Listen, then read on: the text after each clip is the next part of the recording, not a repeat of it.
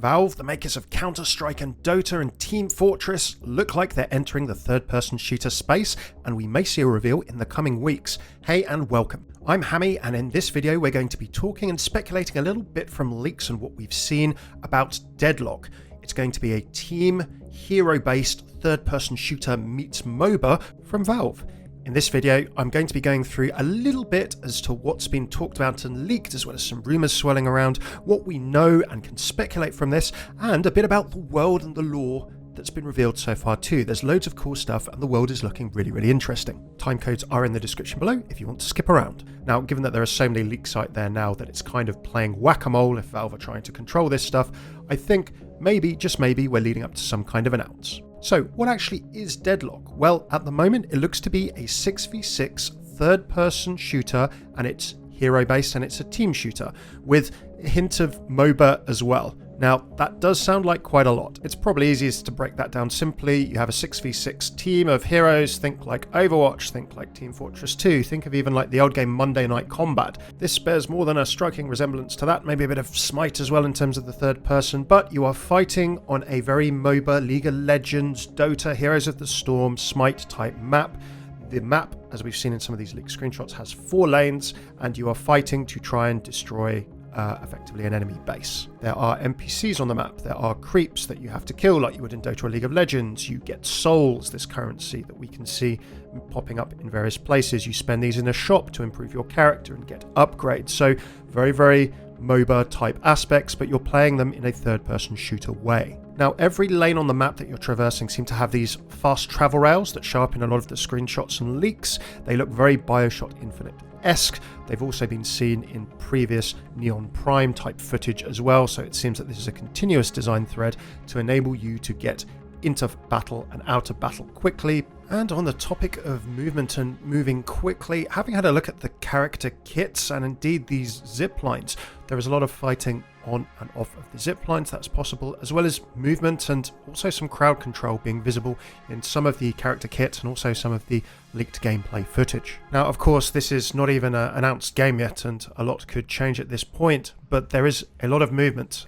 You can fight on and off of the zip lines. Throwing yourself off a zip line to fight or take a sniper shot and then reconnecting yourself is very much a thing. There are various character abilities that will connect you to and help you sort of track the movement of other people. And I even saw in one particular video, one of the characters, I believe someone called Kelvin, casting a series of ice platforms that they were running up into the sky on to chase down a floating sniper who I believe is Vindicta. There's insane movement in this game at this point in time. And something else visible at the moment, and again I stress closed alpha, could all very much change, is crowd control. In some clips you can see people being attacked with kind of ice attacks, and there's a weapon frozen debuff showing that their weapon is somehow slowed or similar because of that. You see things like a sleep from a character called Haze, who seems to be quite popular with people going for frag montages, sort of sleeping people, then coming in and using a Reaper type sort of bullet dance kind of equilibrium gun carter type sort of spin. Think of a bit of a Reaper spin. If you've seen the Christian Bale movie, you'll know what I mean. And last but by no means least, I think it's kind of just worth emphasizing from the leaks and things that have been bouncing around, there is a lot mechanically to this. Take the difference in a MOBA between League of Legends and Dota, for example. As I mentioned, there are creeps, there are NPCs in Deadlock that are obviously pushing the lanes for both teams. It seems that these get delivered in by the rail transit system that I mentioned, but you can do things like you would in MOBAs, like stagger and cut waves. You can delay waves so that they push the enemy team's objectives at a particular time. Now, it looks like this game, Deadlock, has a last hit mechanic, but also a deny mechanic. So if you don't play MOBAs, then the last hit mechanic is effectively, if I have the last shot, the last blow that kills an NPC, a creeper, a mob, then I get some gold or experience or benefit, or an increased benefit from that. In Dota, there is a more complicated mechanic than in League of Legends, which is a deny mechanic. If I get the last hit on one of my enemies' minions that they're trying to kill, then they cannot take the experience or the gold or something similar. So legendary developer IceFrog, you may be familiar and know him as the person who actually made the original, or was one of the people who worked on the original Dota mod, and then he went over to Valve to work on Dota. So IceFrog is rumoured to be working on Deadlock, and of course this third-person shooter, hero shooter, the kind of Team Fortress, Overwatch, whatever you'd like to call it, element meets a MOBA of Dota 2. You can see a lot of that kind of thinking in this game. There's depth to the mechanics of this beyond a 6v6 current hero shooter. The mixture of third-person shooter and of MOBA type elements and this lane type map is honestly really interesting. So kind of me curious if you're taking legendary elements of something like Team Fortress 2 or Team Fortress Classic, and I played Team Fortress Classic and 1.5 by the way since before Steam was a store. Shows my age, but also shows how long I've been playing these kind of games. So I've seen a fair few come and go. And then equally, the coolness of MOBAs and Dota 2. I play a chunk of Dota 2 myself. Here's me playing it very badly. Now, Summer Games Fest is coming up, the big show, Song and Dance, where Jeff Keighley is going to be showing a whole bunch of games in the way that publishers have been for the last few years. It's kind of overtaken E3. Valve are listed as being one of the partners for that. Could Deadlock get a reveal here? And if so, I'd really love to dig into this one in a lot more detail with you. But yeah, that's a summary of the game. Now let's talk about the lore and story a little bit. So, as you can see from some of these shots, the world of Deadlock seems to be kind of a part fantasy, part kind of steampunky kind of mix.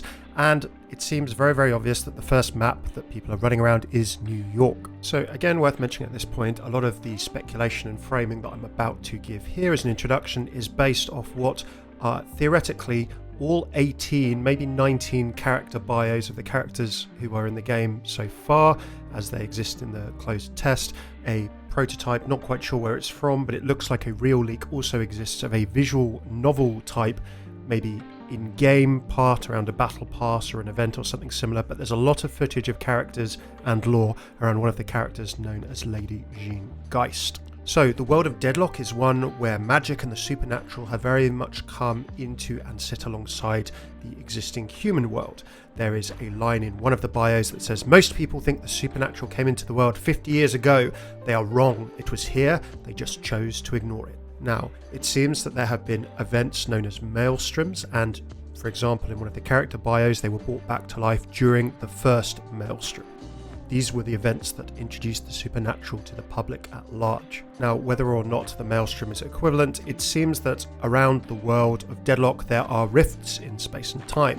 Indeed, one of the characters, Professor Dynamo, went to go and investigate a rift that appeared in New York. However, it appeared to rip his soul from his body and destroyed his body, but his soul is now housed in this steampunk-style machine. Now, whether or not this is the name of these space-time rifts, but in another character's bio, Kelvin and a bunch of explorers and scientists go and look for an rumoured 8th astral gate hidden in the Arctic Circle.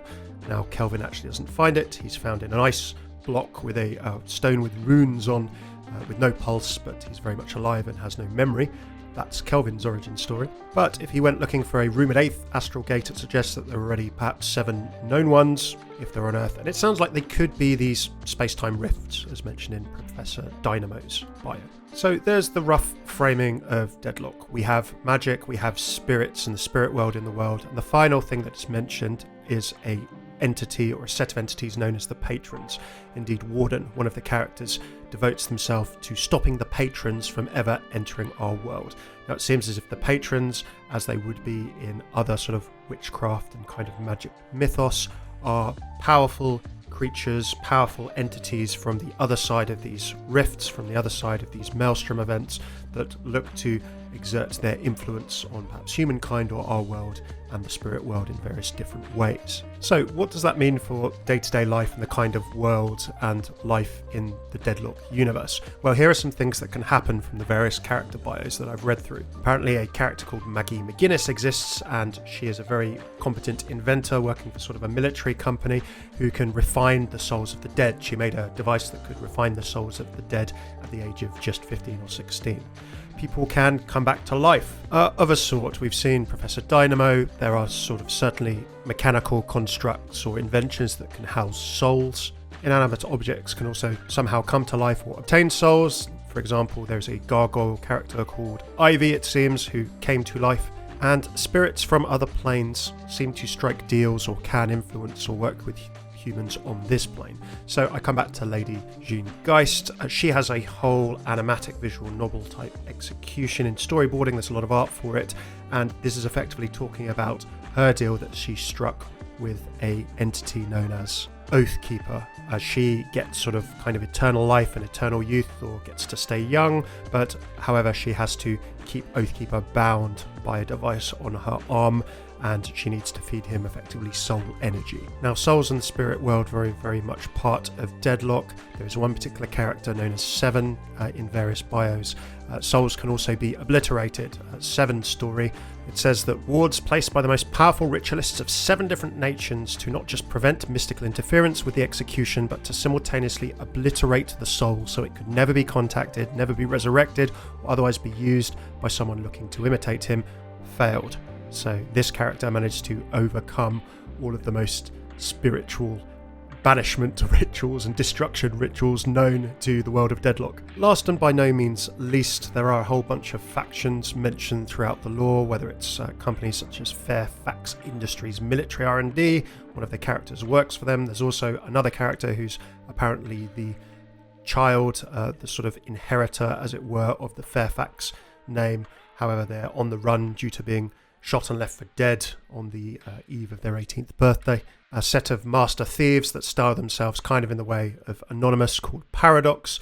The government, of course, various world governments have organisations dedicated to keeping the occult under control and as safe as can be. Even New York specific factions, there are a couple of characters who help facilitate trade and illegal commerce between different boroughs of New York, crime syndicates, and many more. So there's a quick framing on the lore of Deadlock. As I've said, I don't want to go through too many things that are speculation at this point. I've shared a few screen grabs that have been very commonly circulated. Am I optimistic for this? Well, yes, actually. In terms of Team Fortress and Team Fortress 2 lore, there were great comics. The Meet the series for many of the Team Fortress characters are cinematics and introductions to characters that are forever sort of embedded in my memory. And as for Dota 2 and Valve's sort of storytelling there's loads of lore there, albeit very slow moving. They've been picking up the story and telling different parts of it again with in-game events recently. There's a really cool Dota 2 event on at the moment called Crownfall that I'm playing, which has comics, which has a bit of in-game storytelling and fun. There's cosmetics to earn. And although, don't get me wrong, Dota and indeed CS have been notorious for expensive cosmetics and formatting of those in the past, I actually quite like the way that Valve is trying to do it with Dota 2 in this recent event. There seems to be enough cool free stuff that you can do and enjoy, and lots of cool story that you can discover, and there's optional extras or ways to pay and support or get more there if you like. It feels a lot better than some of the previous international compendiums and one-off big spending events a year that Valve would do. And of course, Dota-wise, Valve did release a whole ass anime on Netflix. Dota 2 Dragon's Blood exists. I've watched it. I enjoyed a chunk. So Valve, in terms of supporting lore and storytelling and developing their universes, certainly are happy to try stuff and to invest in it as well. So I'm not saying they're perfect, but when it comes to Deadlock, seeing the framing of this world, other things around it, I'm actually pretty excited to see where this goes. So fingers crossed we're going to get some news on Deadlock a bit more officially soon. There you go. So a bit about Deadlock the game, what we've sort of can see and glean from various things so far. What do you think of how this looks? Have you seen any of the leaks? Have you seen any of the videos? Let me know in the comments. If you like this video, throw a like and subscribe. Really helps me out, of course. And if you enjoy exploring the lore of various games, I've done a load on Overwatch, Valorant, there's videos on Cyberpunk, even Dungeons & Dragons, the voice lines, interactions, voice acting, and a whole lot more. Check out some of my videos on the channel. Cheers for tuning in. I've been Hammeh. Take it easy.